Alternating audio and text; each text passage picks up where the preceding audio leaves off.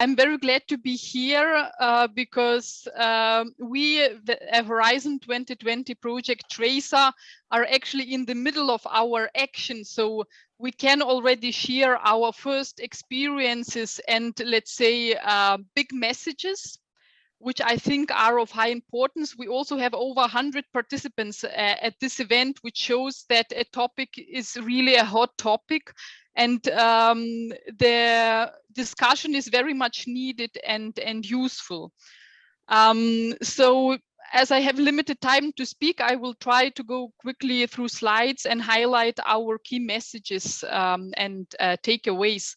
So we are a coordination support action, a Horizon 2020 Europe project. We started in 2019 April, so before the pandemic came, and we are co-financed by the European Commission, and WIP Renewable Energies is the coordinator. I'm coordinating the project. And we are a consortium of 15 partners from 9 coal regions in transition. So as you can see here, we unite a variety of expertise. And what is also very important, we have EUREC as a project partner, which is Association of European Renewable Energy Research Centers.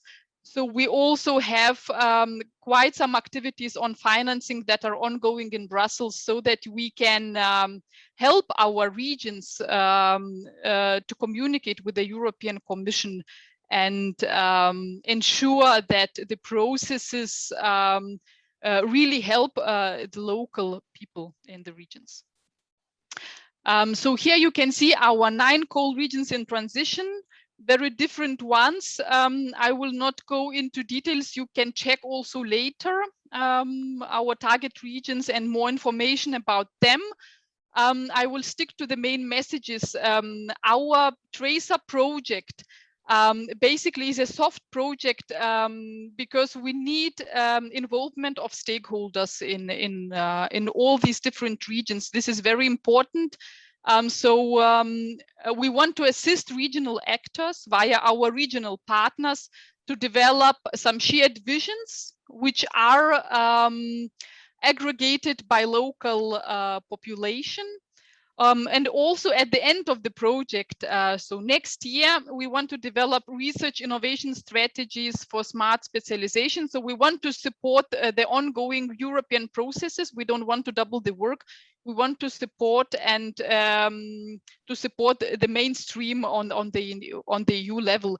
What we also do, we identify best practices because all regions are looking what the neighbors are doing. This is very important, psychological effect, let's say, and leading to some domino effect. So all are looking what LUSATIA is doing. LUSATIA is also one of our target regions. So I would invite you also to check on our website under publication section, best practices. We have very nice best practices, what could be done, not only on the energy side, because in our project, we promote renewable energies. This is for us the key for the future, but also what could be done on tourism level. Also, we investigate social challenges in our Tracer regions, and then at the end of our project, we will talk about reskilling, which will be next year. And of course, we provide our regional actors with guidance to European funds. Many things changed since 2019 when we started our project. So here, our project partner in Brussels, EUREC, is providing this guidance so that all partners are up to date. It is a living process. It is a living lab, let's say, and we have to react to all these different changes also in our project. So at the core of our project is the entrepreneurial discovery process, this so-called EDP. So it is led by the University of Strathclyde in our consortium, who is an expert on the methodology. What is important here, it sounds complicated, but it is actually not so complicated. For us, it's important to mobilize a wide range of stakeholders in the target regions. This includes our helix stakeholders, so all kind of groups should be involved. not only a few selected groups. This is very important so that all stakeholders have their voice. Then we have consultation with stakeholders in our regions. Of course, it is more difficult now to have face-to-face. Some of them had to be organized online, and it's not always, let's say, giving the results that we would expect, but that's how the situation is in pandemic. We have to deal with it. And in each of the target regions, governance structure, the so-called working groups, have to be established. So here we also are in a very different situation from one region to another, because many regions like Bulgaria, Serbia, they didn't have any working groups available yet. So our project is breaking the ground. Whereas in LUSATIA, of course, they have the luxury of many different groups available who are innovating, experimenting, and working on different visions on a pipeline. And then maybe some of these visions, not all of them, of course, will materialize into nice projects and good outcomes for the region.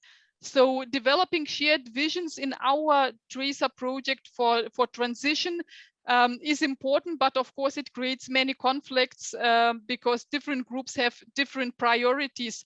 Nevertheless, co-creation is important with local people, because they will have to innovate, they will have to implement, and it's a must to have them on board. When we talk about challenges in our TRACER regions, we can say that in general, in many regions, there are low innovation rates, low research innovation rates, which calls for more input. And where should these ideas come from? If there is only a limited number of institutions who could do that. So this was also observed in the Czech Republic. So we need to attract people who could generate these new ideas for the local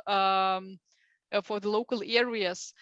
We also need to transfer to new energy systems. We need to build on renewable energy systems. And of course, in some regions, still no potential assessment studies are available, like in Jiu Valley. It's still a lot of to do. Also, when we talk about involvement of SMEs, these are very, very important for our coal regions in transitions. We shouldn't concentrate only on big investors who come to the region and then with the risk that they would also leave in several years. We need to have concepts that are built on regional ties and regional involvement of people. And we also, of course, need long-term thinking to ensure that renewables can grow. So in our project, we do not promote the transition technologies or not clear, let's say, clean technologies. We really want to build on renewable energies, but of course, we are aware that national policies foresee also quite some different concepts. These we have to take into account. Then there are, of course, also many opportunities in the regions. We talk also on the local about the local stakeholders, that they are the agents for change. But of course, some framework is needed. There is much tension and uncertainty what will be done. What could be done and what is the right recipe, and there will not be one right recipe. We need to try out things. That's why for us it is also important in the European framework, all available EU projects, also in the upcoming Horizon Europe program, there will be a few calls, or there are a few calls already in the draft program dedicated to coal regions or carbon intensive regions. So these are interesting opportunities, but I would still say there is still some funding missing for facilitation, because what we see in our target regions, the capacities, the manpower is missing. It's a new topic coming on the top, and out of the sudden, regions need to work on it to absorb the funds to create ideas. And of course, the ministries and local authorities, they have in more than enough to do. So this is also a bottleneck. Nevertheless, renewable energy technologies offer different opportunities also to involve communities, energy communities. This is an interesting idea that we could build on. We could also talk about reclamation.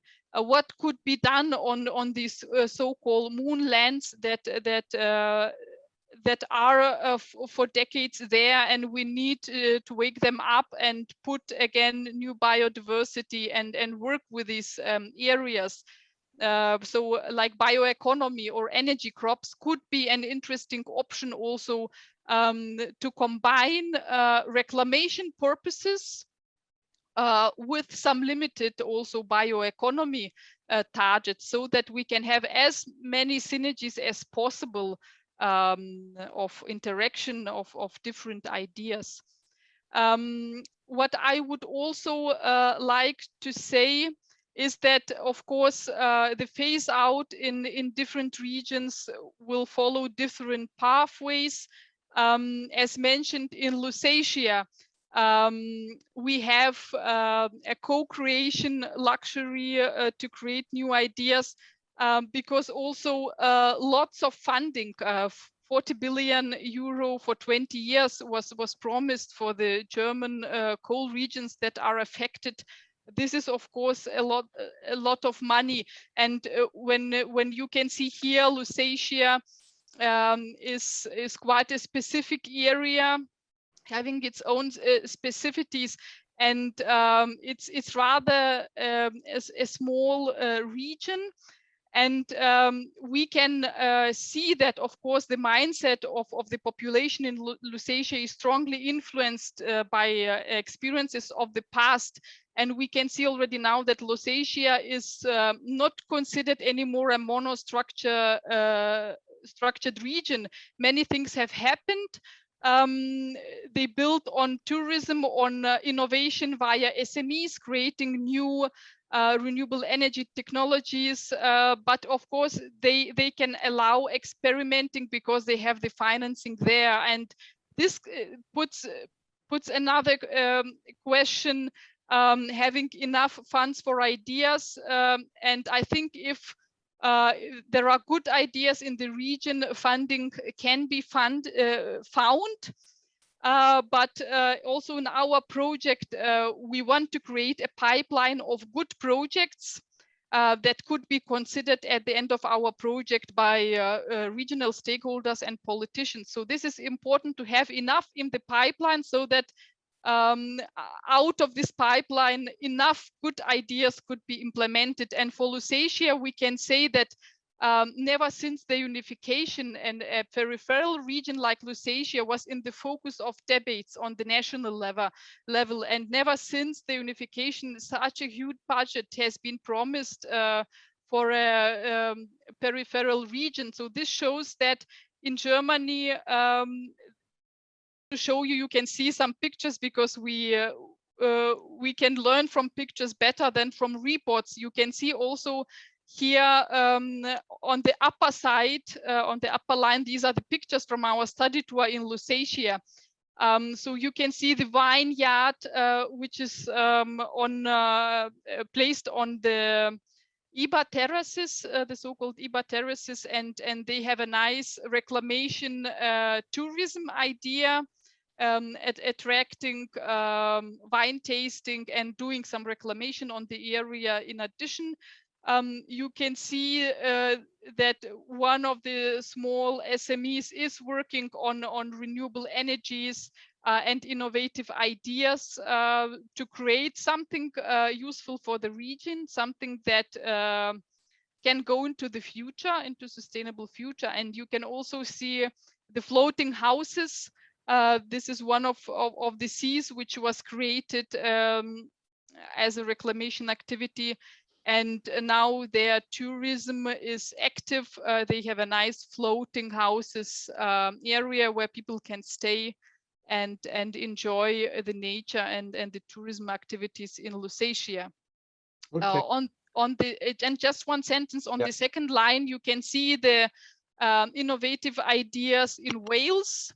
So they also have kind of innovation area where they try out things. So what I want to say, it is important to have funding for trying out things and ideas. And this is, let's say, what we want to promote in our project. Many thanks. I'm ready to reply to your questions.